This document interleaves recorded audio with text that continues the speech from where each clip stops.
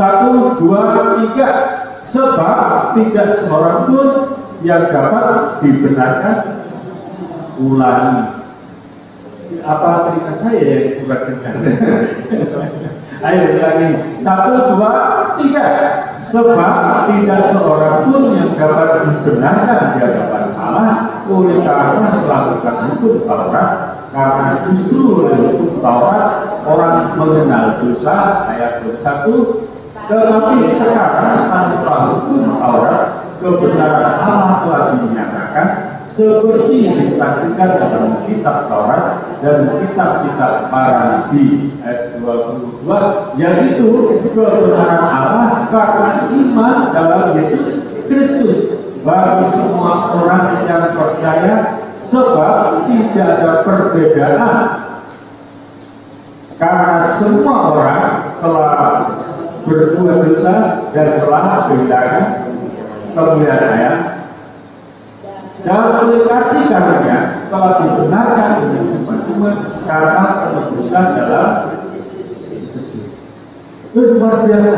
Meskipun kita tidak memiliki kemampuan apa-apa dan kita tidak berharga di hadapan Tuhan, tapi karena saudara dan saya itu beriman di dalam Yesus Kristus, itu dibalik 100% berubah hidup kita menjadi orang yang berharga di hadapan Tuhan karena kita memiliki Yesus Kristus di dalam hidup kita. Ini luar biasa. Luar biasa, karena Allah sendiri yang menyediakan pertolongan, karena Allah sendiri yang menyediakan supaya kita mengambil kesempatan yang ada itu, dan kesempatan itu kita ambil sehingga menjadi milik kita. Yesus itu menjadi hidup kita dalam kehidupan kita sehingga kita itu dibenarkan di hadapan Tuhan. Wah, luar biasa. Jadi saudaraku sekalian, kita sekarang di hadapan Tuhan itu menjadi orang yang sangat berharga karena ada iman kita di dalam Yesus Kristus. Bahkan di dalam Yesus tidak ada perbedaan. Semua sama, siapapun orangnya sama. Yang penting adalah beriman kepada Yesus itu. Tidak ada perbedaan di hadapan Tuhan. Atau suku apapun, bangsa apapun. Yang penting itu dia percaya di dalam Yesus Kristus, di hadapan Allah itu sama pandangan. Ini luar biasa. Saudara dan saya diangkat derajat kita di hadapan Tuhan. Yang dahulu kita tidak memiliki kesempatan untuk masuk di dalam surga, sekarang kita punya kesempatan yang sangat istimewa, yaitu karena kita beriman di dalam Yesus Kristus. Saudara sekalian, bahwa hal ini sangat penting, bahwa kita memiliki Yesus Kristus itulah yang perlu kita pertahankan dalam hidup ini. Kalau susah, biarlah kita susah di dalam Yesus Kristus. Kalau kita menderita, biarlah kita menderita di dalam Yesus Kristus. Kalau kita mati, biarlah mati di dalam Yesus Kristus. Jangan sampai hidup kita di dunia ini sudah menderita, lalu di akhirat nanti lebih menderita lagi karena tidak masuk dalam kerajaan surga. Dan itu menjadi penghiburan bagi kita. Kalau saya mengatakan beberapa kali, ya biarlah kalau saya miskin, asal Tuhan yang bikin saya miskin. Tapi kalau Tuhan mau bikin saya kaya, tidak ada yang bisa menghalangi, karena Tuhan yang bisa bikin saya kaya. Tapi kalau saya tidak kaya sekalipun, saya mau supaya saya mati itu di dalam Yesus Kristus. Karena dalam Yesus Kristus itulah yang sangat berharga. Mengapa murid-murid Yesus itu mati semua? Berani mati bukan karena menjunjung kebenaran manusia, tapi dia berani mati karena tahu persis siapakah Yesus Kristus itu.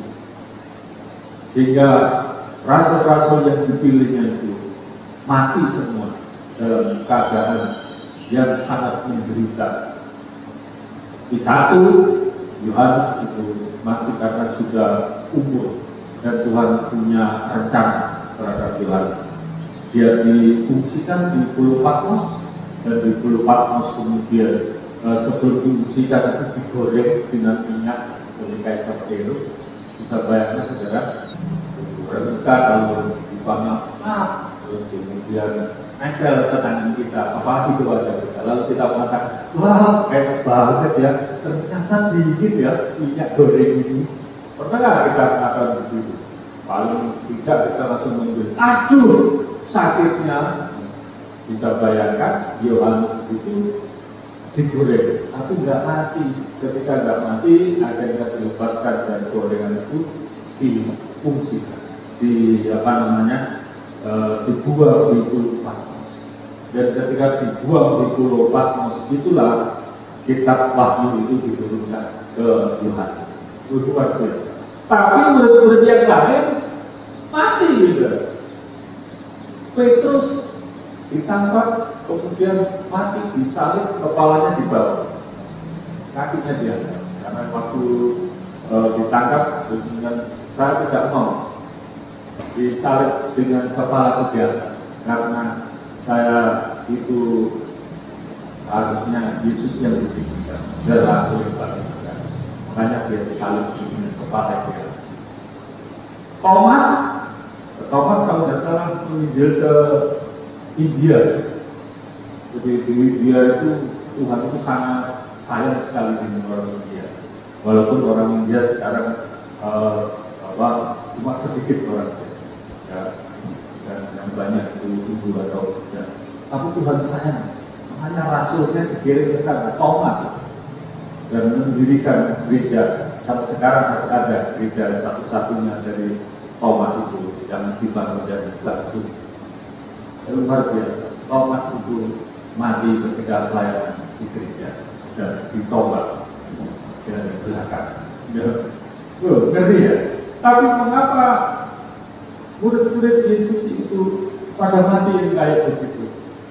Karena dia tahu siapa yang disembah. Karena dia tahu siapakah Yesus Kristus. Jadi luar biasa. Karena Yesus Kristus itulah yang memilih rasul-rasulnya, maka rasul-rasulnya itu dia bersedia mati karena betul-betul itu Yesus itu bukan hanya manusia biasa, tapi Yesus itu memang Tuhan yang dikirim oleh Allah ke dunia ini untuk menolong saudara kita. Ini luar biasa. Saudaraku sekalian, di dalam kesempatan kita di dalam penerimaan anugerah Tuhan itu, coba kita lihat ayat 28.